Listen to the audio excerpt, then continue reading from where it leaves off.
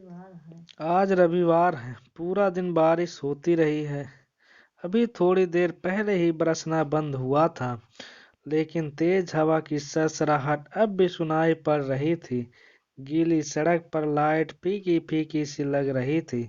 सुषमा बंद खिड़की के सामने खोई खोई खड़ी थी और शीशे बाहर देखते हुए राहुल के बारे में सोच रही थी।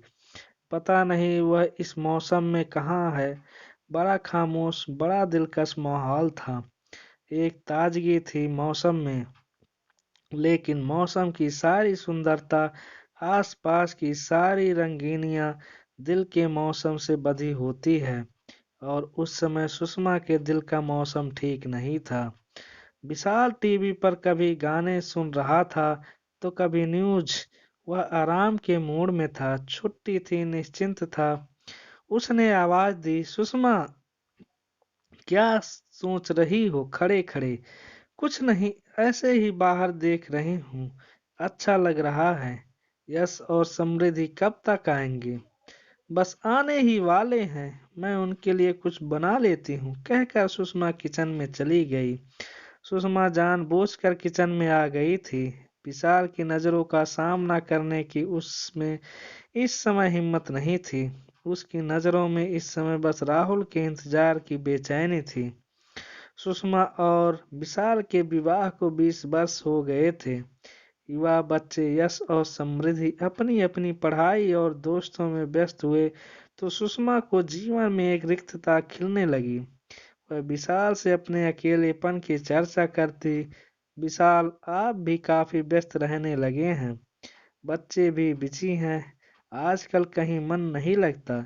शरीर घर बाहर के सारे कर्तव्य तो निभाता चलता है, लेकिन मन में एक अजीब वीराना सा भरता जा रहा है। क्या करूं?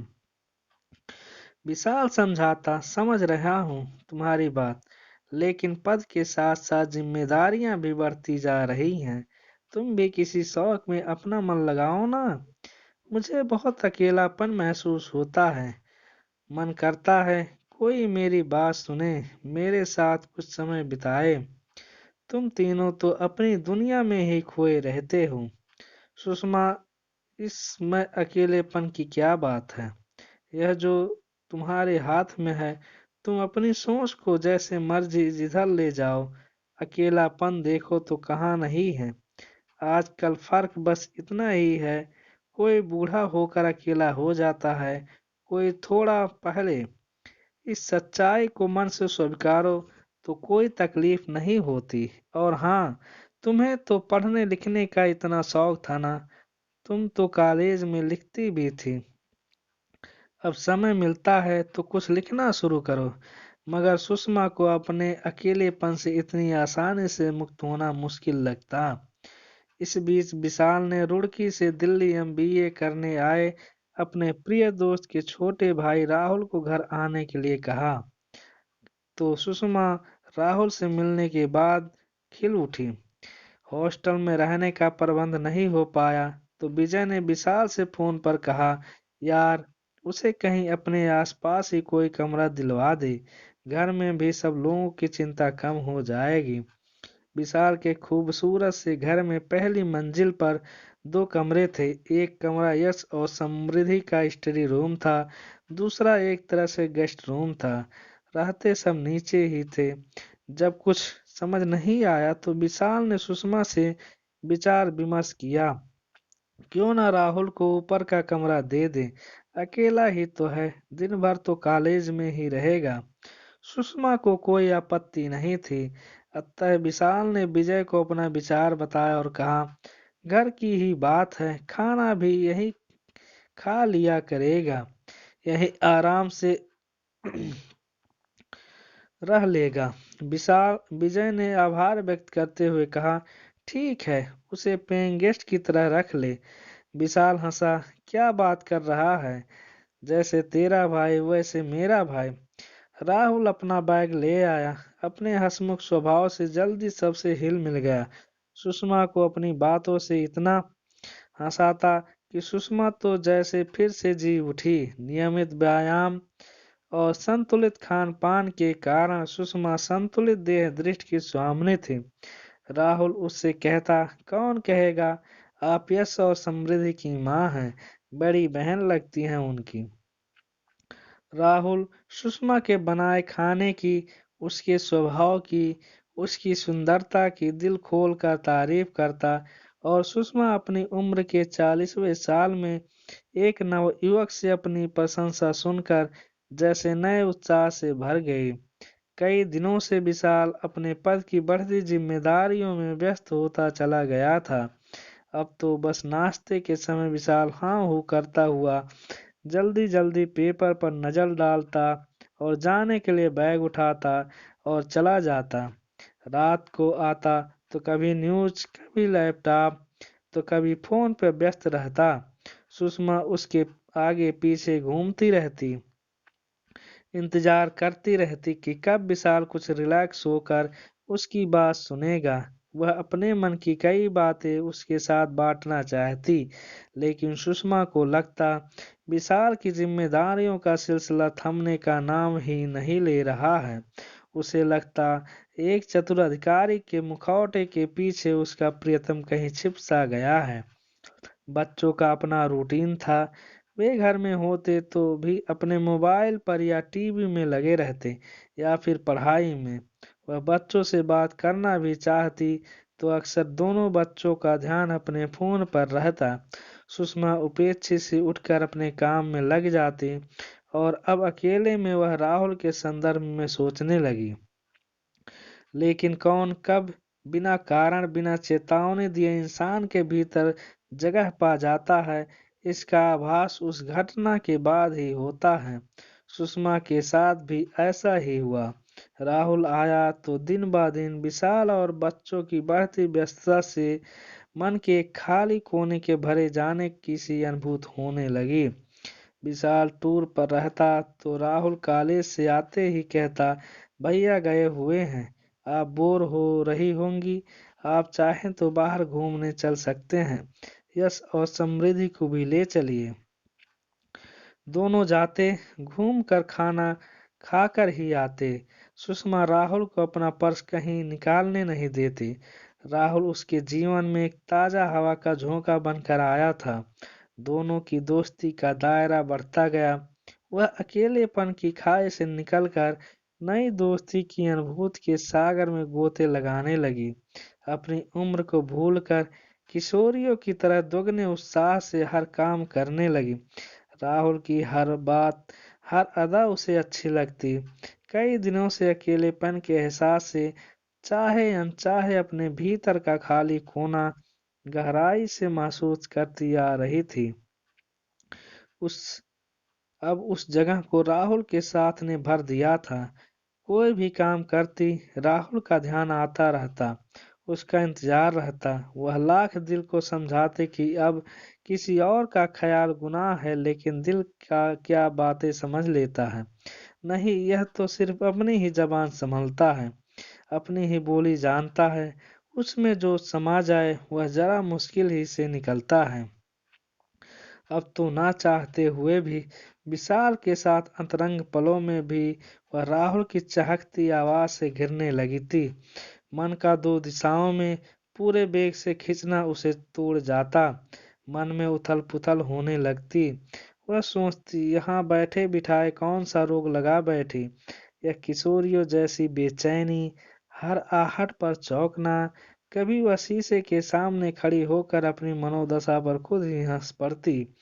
अचानक एक दिन राहुल कॉलेज से मुंह लटकाए आया।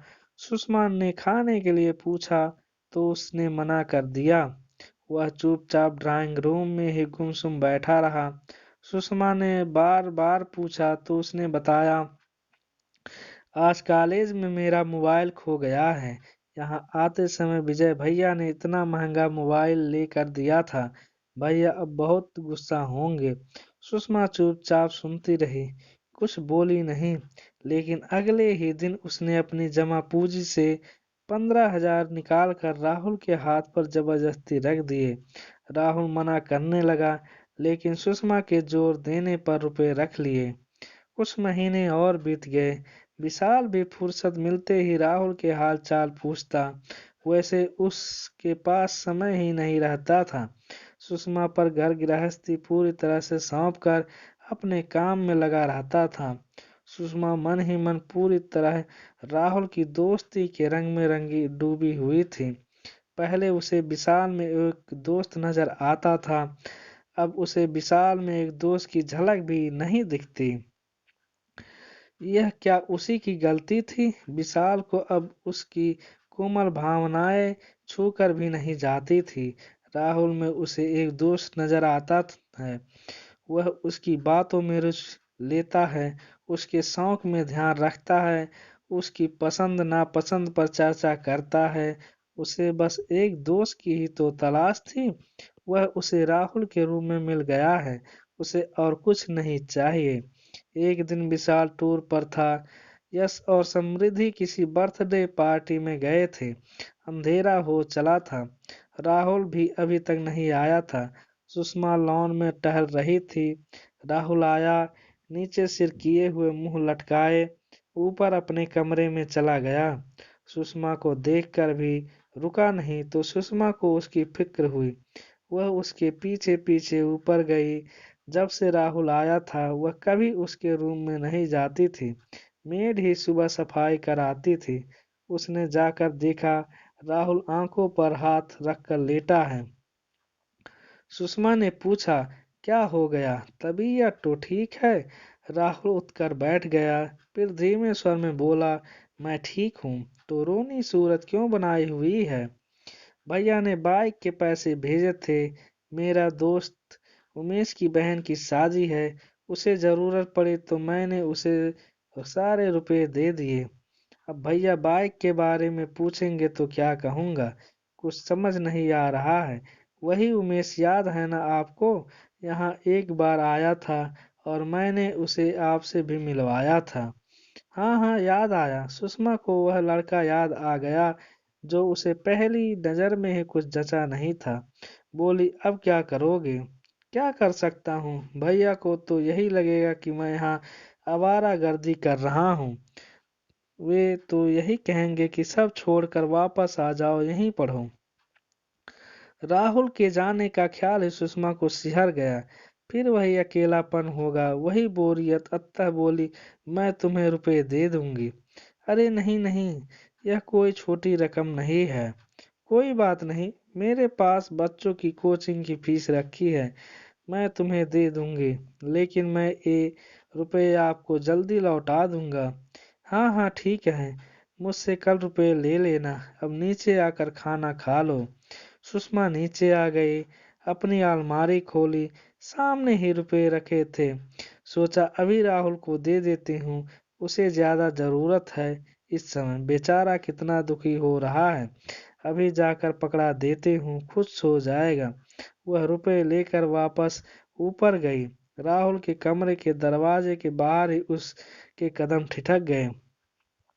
वह फोन पर किसी से धीरे धीरे बात कर रहा था। ना चाहते हुए भी सुषमा ने कान उसकी आवाज की तरफ लगा दिए। वह कह रहा था, यार उमेश, मोबाइल और बाइक का इंतजाम तो हो गया। सोच रहा हूँ अब क्या मांगूंगा। अमीर औरतों से दोस्ती करने का यही तो फायदा है।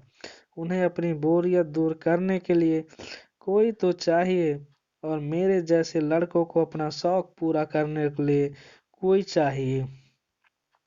मुझे तो यही भी लगता है कि थोड़ी सब्र से काम लूंगा तो वह मेरे साथ सो भी जाएगी। बेवकूफ तो है ही, सब कुछ होते हुए भटकती घूमती है। मुझे क्या, मेरा तो फायदा ही है उसकी बेवकूफी में। सुषमा भारी कदमों से नीचे आकर कटे पेड़ की सी बेड पर पड़ गई। लगा कभी कभी इंसान को परखने में मात खा जाती है नजरें, ऐसे जैसे कोई पारखी जौहरी कांच को हीरा समझ बैठे। तीखी कचोट के साथ उसे स्वयं पर शर्म आई। इतने दिनों से वह राहुल जैसे चालाक इंसान के लिए बेचैन रहती थी। सही कह रहा था राहुल, वही बेवकूफी कर रही थी। अकेलेपन के एहसास से उसके कदम जिस राह पर बढ़ चले थे, अगर कभी विशाल और बच्चों को उसके मन की थाह मिल जाती तो क्या इज्जत रह जाती उसकी उनकी नजरों में।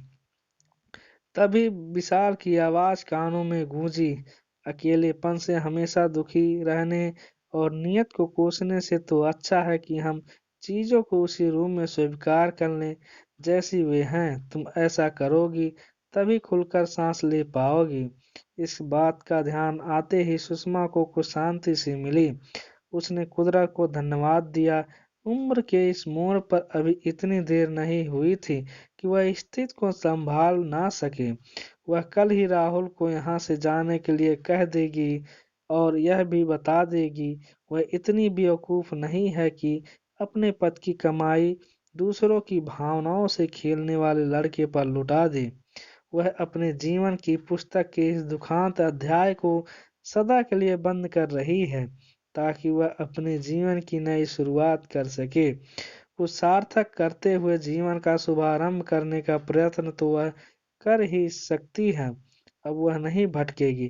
क्रोध, घृणा, अपमान और पछतावे के मिले जुले आंसू उसकी आंखों से बह निकले, लेकिन अब सुषमा के मन में कोई दुविधा नहीं थी। अब वह जिएगी अपने स्वयं के सजे संवारे लम्हे, अपनी खुद की नई पहचान के साथ। अचानक मन की सारी गांठें खुल गई थी। यही विकल्प था दीवाने मन का। उसने फोन उठा लिया।